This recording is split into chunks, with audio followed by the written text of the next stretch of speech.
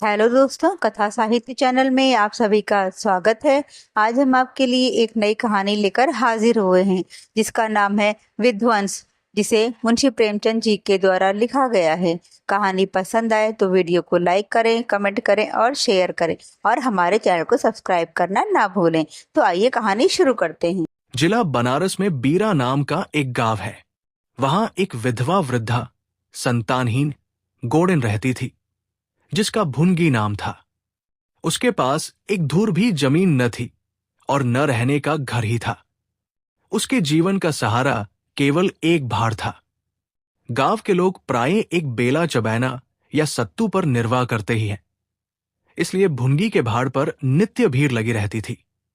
वो जो कुछ भुनाई पाती वही भून या पीस कर खा लेती और भाड़ी की झोंपड़ी के एक कोने में पड़ रहती। वो प्रातःकाल उठती और चारों ओर से भाड़ झोंकने के लिए सूखी पत्तियां बटोर लाती। भाड़ के पास ही पत्तियों का एक बड़ा ढेर लगा रहता था। दोपहर के बाद उसका भाड़ जलता था, लेकिन जब एकादशी या पूर्णमासी के दिन प्रथानुसार भाड़ न जलता या गांव के जमींदार पंडित उद्यभान पांडे के दाने भूनने पड़ते, उस दिन उसे भूखे ही सो रहना पड़ता था।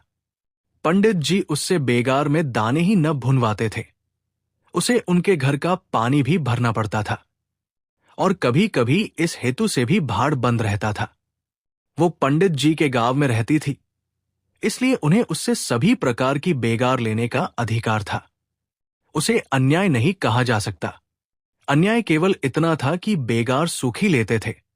उनकी धारणा यह थी कि जब खाने ही को दिया गया तो बेगार कैसी। किसान को अधिकार है कि बैलों को दिन भर जोतने के बाद शाम को खूंटे से भूखा बांध दे। यदि वो ऐसा नहीं करता तो ये उसकी दयालुता नहीं है, केवल अपनी हित चिंता है।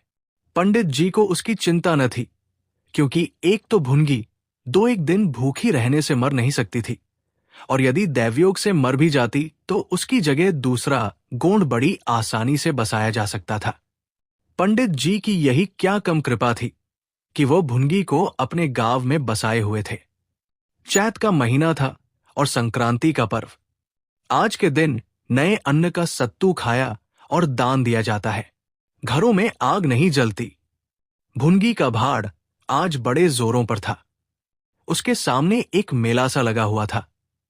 सांस लेने का भी अवकाश न था। ग्राहकों की जल्दबाजी पर कभी कभी झुंझला पड़ती थी कि इतने में जमींदार साहब के यहां से 2 बड़े बड़े टोकरे अनाज से भरे हुए आ पहुंचे और हुक्म हुआ कि